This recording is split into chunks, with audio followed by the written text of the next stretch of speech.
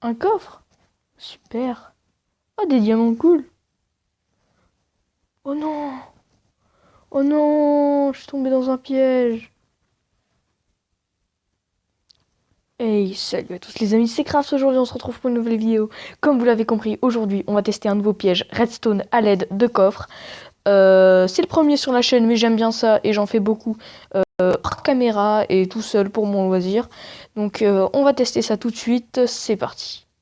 Comme vous l'avez vu, il est quand même relativement efficace, hein.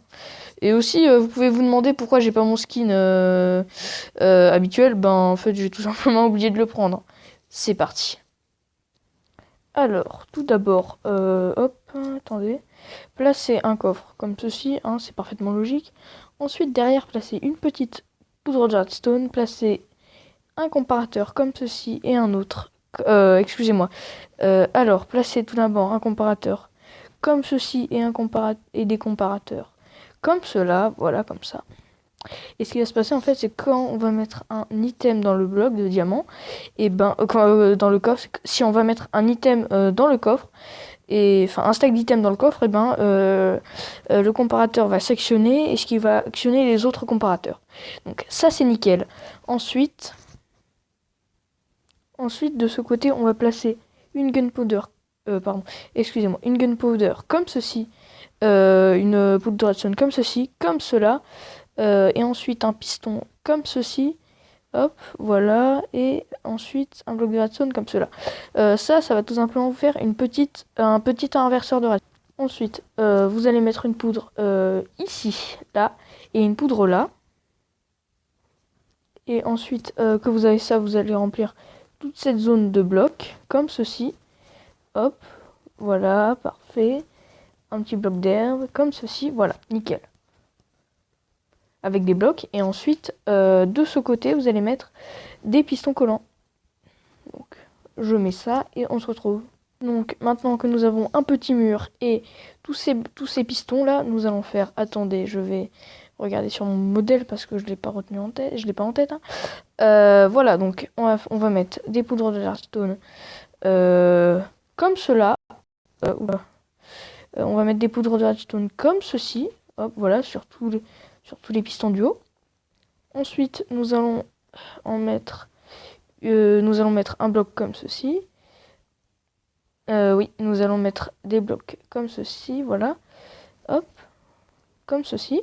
Et ensuite, nous allons mettre des poudres de redstone partout, comme ça. Voilà, nickel. Donc ensuite, maintenant, quand on va retirer les diamants, et ben en fait, les pistons vont être littéralement poussés.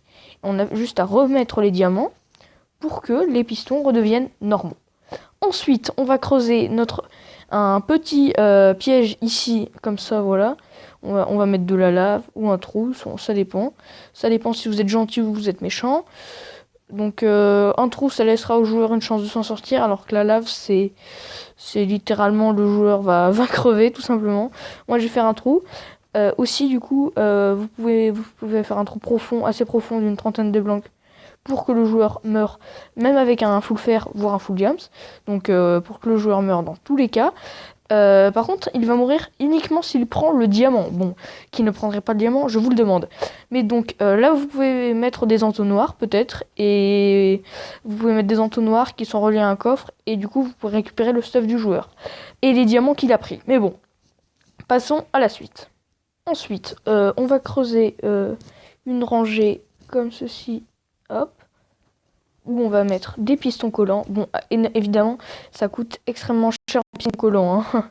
J'avoue que là... Mais bon, donc on va faire ça, hop. On va mettre, hop, 3... donc en piston collant, ça fait 5 x 6, ça coûte 30 pistons collants à peu près ce truc-là. Oui, ça en coûte 30 d'ailleurs. Alors, une fois qu'on a fait ça, on va mettre des blocs comme ceci. Excusez-moi, j'ai fait une boulette. Donc, en fait, non. Il fallait mieux les mettre. Il fallait les redécaler d'un cran parce que, voilà, c'est comme ça, c'est la vie. Hop, faut les redécaler d'un cran. On redécale d'un cran, hop. On repose des blocs. Et là, on va pas mettre de petites cloques, hein. Enfin, de petits inverseurs de redstone. Parce que moi j'en fais un comme ça parce que les comparateurs comme ça, moi j'ai jamais compris comment ça marchait à part pour les chests. Hein. On va se le cacher et du coup là notre but va être d'activer tous ces pistons pour que le piège ne soit pas détectable en fait, tout simplement. Donc ensuite on va creuser une rangée comme ceci que l'on va remplir de poudre de redstone comme ceci, voilà, comme cela. Puis une fois qu'on a fait ça, on va tout simplement faire comme ça, voilà. Comme ça, du coup, les pistons du bas sont activés. Là, pour l'instant, les joueurs ne peuvent pas tomber. Maintenant, il va falloir activer, pardon, les pistons du haut et du milieu. Comme ça, le passage secret sera invisible, parce que c'est un peu le but. Et que, imaginez que le joueur se mette ici, pour qu'il y ait un maximum de chances qu'il soit poussé et qu'il n'arrive pas à use bugger, faut mieux que ces pistons soient activés. J'ai pas envie de vous expliquer les détails, mais bon. Ensuite, ce que vous allez faire, c'est que vous allez prendre des poudres de redstone, un répéteur de redstone, et vous allez tout simplement placer des blocs solides comme ceci, voilà, hop, avec des poudres de redstone, hop, comme cela, voilà, et comme ceci, voilà. Donc vous voyez que votre piège est prêt. Après, vous pouvez un peu le combler, hein, parce que sinon c'est un peu cramé, j'ai envie de dire. Hop, on fait un truc comme ça c'est pas trop cramé, voilà. Pépère, hop. Après, vous n'hésitez pas à décorer, hein, comme ça, voilà. Pour que le mec ne se doute vraiment de rien. Mais j'avoue qu'en général, quand il y a des allées comme ça, avec un petit coffre au milieu comme cela, c'est un peu cramé, hein. Bon, alors, comme vous voyez, ici, si on prend les diamants, hop, comme ça, et ben, je suis directement poussé dans le trou. Et vous avez vu là? Vous avez vu ce qui s'est passé? En fait, c'est que j'ai réussi à use bugger en étant poussé, j'ai réussi à me mettre dans ces blocs-là, et du coup à ne pas tomber. C'est assez étrange, mais donc voilà, c'est le but, c'est qu'on fait un couloir serré pour qu'il y ait un minimum de chance que le joueur arrive à use bugger en se mettant dans les pistons. Donc voilà, c'est un piège assez compliqué, mais sympa à faire, et plutôt troll.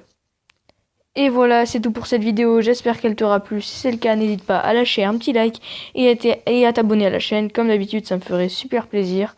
Dans tous les cas, j'espère que cette vidéo t'aura plu. C'était Craft HHC, à la prochaine. A plus pour de nouvelles aventures.